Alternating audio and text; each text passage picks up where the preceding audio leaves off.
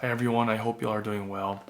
I just want to encourage the body of Christ, especially those who are suffering right now, to carry on, to have the strength and encouragement to go forward, to march forward as a good soldier of Christ should. I speak to, I email back and forth with a lot of people through this YouTube ministry, and God continually gives me a heart for those who are suffering. And He reminds me of how hard it was.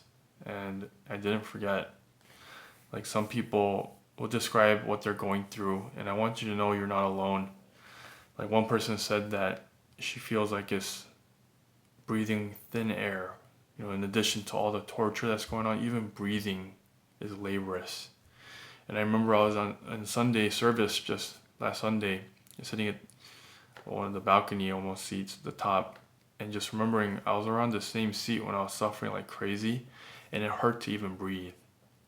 It was just like everything was just torture, like just breathing in acidic air, and my chest pounding, hurting, and the depression, all of that. And I feel for you guys, but I also know that there's so much beauty in suffering. There's so much beauty in weakness. And once you see that, by trusting in God and Him actually showing you through your experience, He'll turn it around for just so much good that you probably can't even imagine at this time, like what He's going to do with all this. And the best thing first is just your relationship with Him going into another level of just closeness, of knowing Him more through the sufferings. And just don't be discouraged ever if you have any weaknesses that you're dealing with, any pain, suffering. God can use it all for your good. And I know many of you are feeling very hopeless at this time, and my heart goes out to you. And I just want to share just how God can deliver you when it's the right time for you. Many of you have earnestly and humbly come to God and in faith asked Him to heal you from all your afflictions. And I want you to know if He doesn't heal you immediately, it can only mean that He has a good purpose for that suffering, for whatever trial you're going through. The work is not complete, and it's still completing good work within you. Not in spite of the suffering, He's going to make you more like Him, but through it. He's going to build you up and equip you through the suffering. And I haven't shared this before on the videos, but it came to mind because it was just so powerful. And so, remember I went downhill 3 months and then 3 months uphill, and that fourth month of going uphill, that was maybe one of the most difficult times, even in the whole 6 months. And I remember coming to the end of myself, the end of the 3 months. I guess it was the end of the 3 months. But I remember I had a weird condition, and it's scary to Google everything, and I'm not going to tell you to do it or not. I did like crazy, like just nonstop, just to see what's wrong with me. And what happened to me was that I would be feeling a little bit better from depression around like 7 p.m. It started to happen strangely, like coming into that third month of suffering. And it would just kind of go away, and I feel so much better around 7 p.m. and after that. And then the next day will start all over again, deep depression. And then I didn't know why that was happening. It was so weird. I Googled it and I found out that it was a form of severe depression called morning depression. And I found a forum where people were all talking about it. And they were a lot of them were shocked that other people were going through the same thing. And it wasn't a Christian forum. I remember this one girl, it was like the saddest thing. And you could see what she's been writing for the last 6 months. She kept on writing. Has anyone recovered from this? Like every 2 weeks, did anyone get better from this? And it would be dead silent.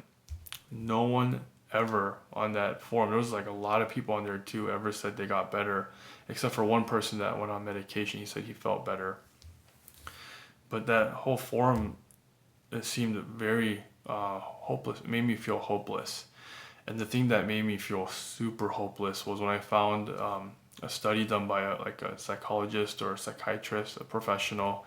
He did a study on a bunch of patients going through morning depression, and he was noting that um, I don't know if it was all of them or most of them, that if it was like from 7 p.m. they felt relief, over time it'll become later, like 7:15 p.m. relief, and 7:30 p.m., and then 8 p.m., 9 p.m., until it's completely just darkness. Depression just covers them completely.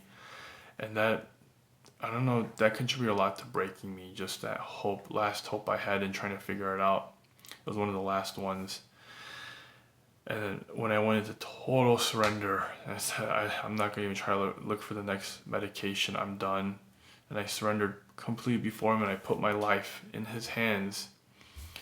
The amazing thing was, as I did this, like a few days at a time, that 7 p.m. wouldn't go to 7:15, it would become 6:50 p.m. And then 6:40 p.m. It would break earlier. The depression would actually break earlier throughout the day.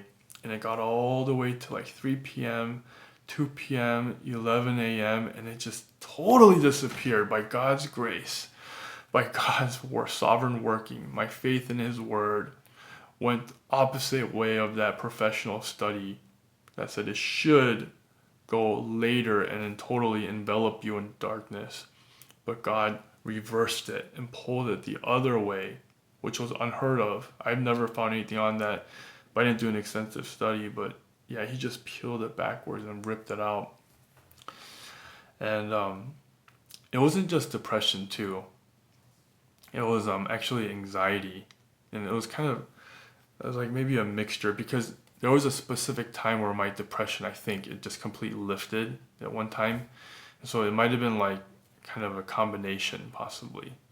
I'm not real sure. So maybe it was like very severe anxiety slash depression, because when that 7 p.m. came, I felt like I had more hope and I could like plan for tomorrow, but the next day comes, it was just back to just no hope. So I'm saying this to let you know that whatever you're facing, when you surrender it to God and you trust in Him, He can deliver in amazing and mighty ways. It's so awesome. Contrary to what science will say, contrary to what people's experience will say, our God can do just amazing, wonderful ways, and He always makes a way. And I want to just share just the beauty of our weaknesses. God reminds me. It just takes a little touch, for me to remind me of just the suffering that I went through. Like last night, I had a very difficult time sleeping because I was trying to help someone actually with their sleep, and that's what happens sometimes. I've experienced it many times now. When I talk to someone that's going through severe anxiety, very suicidal, like maybe multiple people, I'll actually feel a little anxious, or sometimes actually I felt so anxious one time after trying to help someone, and I couldn't go to sleep all night, and I almost just wanted to stop the YouTube ministry at that time. But God sent me such a powerful word through a friend, and it was a verse that just spoke right to me and gave me strength, like almost electricity through my toes to my head, and God kept me in. This is His ministry. This is not my ministry. He's doing it. It's His responsibility, and He keeps it going. He does what He wants, and I just obey and leave all the consequences to Him. So I have to remember what I was saying. Oh yeah, so through the weakness that God reminds me of, like yesterday, after I had terrible sleep and I woke up like, oh man, I remember this, and I just time and time again, whenever this happens, maybe through anxiety or insomnia that comes, it's pretty rare. Like I'm getting a lot better at being able to not get just negatively influenced as bad, and I hope it gets better. But I just remember, and it's always true, the attributes of Jesus come out of me so much more powerfully, evidently. His love in particular. When I'm weak, His love just flows through me. And this is so contrary to what is natural. When someone is very low on sleep, there are a lot of times like in a bad mood, they're more easily angered. Like when I get little sleep or I'm like just like suffering like that, the love of Jesus just permeates through me on to other people too. And when I do this, I'm able to more effectively, lovingly, and empathetically help people. Like when I write emails to people through the YouTube ministry or comments or even making videos like I am now, it's just the power of God, His strength really manifests through me when I'm weak. And how could I not boast in this weakness then? Through our weakness, God's strength is made true. 2 Corinthians 12:10, for when I am weak, then I am strong. In Philippians 4:13, I can do all things through Him who strengthens me. So when you're weak, my friend, when you're suffering and you're at the end of yourself, it is a blessed place to be when you surrender all to Him and trust Him in that state. His strength becomes manifest through you. And I want to give you evidence of such power that comes through weakness. John Bunyan, he wrote Pilgrim's Progress in prison. Watchman Nee wrote The Spiritual Man on what he thought was his deathbed when he was 25 years old. This was in like 1928. He had bronchitis, I think, and a very bad fever. And of course, they didn't have medicine like we have today. And he thought he was going to die because the doctors kind of marked him off. I think they marked him off as there's no hope to get better, and God healed him. But during that time, he's like, I have to share these truths with Christians before I go. So he just wrote like I think 3 volumes, and one of the most powerful works, The Spiritual Man. He was only 25 years old too, but that's what that weakness in him allowed for that book to be written. God for surely helped him write that. Ravi Zacharias, our beloved brother who recently passed away, he impacted the world, the churches around the world so powerfully through his apologetics and wisdom and discernment that he was sharing. He suffered from severe back pain for decades. He says sometimes he would get in his car and just weep because it hurts so bad. That breaks my heart just thinking that too. But through that, God used him and made him into such a man of God. And of all people that I saw while I'm living, Ravi Zacharias is closest to what I imagine Jesus was like. And so I highly recommend you listen to his material as well. He doesn't primarily talk about like the stuff I talk about in suffering, but he does talk about it too. And he's more apologetics related, but it's very powerful teaching. And of course, the Apostle Paul, he wrote Ephesians, Philippians, and Colossians in prison. And I think he wrote Philemon too. And this is through our weaknesses. When we're weak, then we are strong. So God's power is made perfect in our weakness. So don't ever be discouraged in any pain, disability, anything that you feel that is difficult for you. Because through that, God can use it to strengthen you, to make you strong by Him just manifesting Himself through you, His strength. So be encouraged, don't give up, keep on marching forward. And as you have your eyes fixated on Jesus, and as you appreciate the weakness that He's allowed in your life, a lot of times that's when the healing just comes, like it did for me, as I just fixed my eyes on Jesus.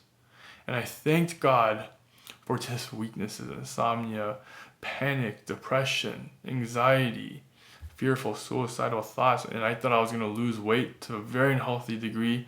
I couldn't really eat food well because one of my favorite foods is it's called a pho, which is a Vietnamese rice noodle dish. And I used to eat the big size. I could eat it now, but the regular size was small. When I was going through my time, I couldn't even finish the small size, the regular size. And I kept on losing weight, and I'm like, that's another problem that I could add to the list. And so it was a time of learning to live off God's grace. His grace had to be my sleep and my food, and rely on Him.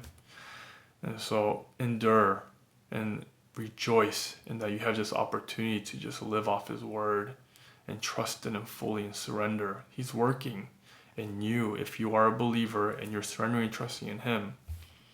And I don't see why He's not preparing you to do some works for Him to work through you, to bear fruit. So I hope you could be thankful during this time of affliction, because God is faithful and He's good. God bless you.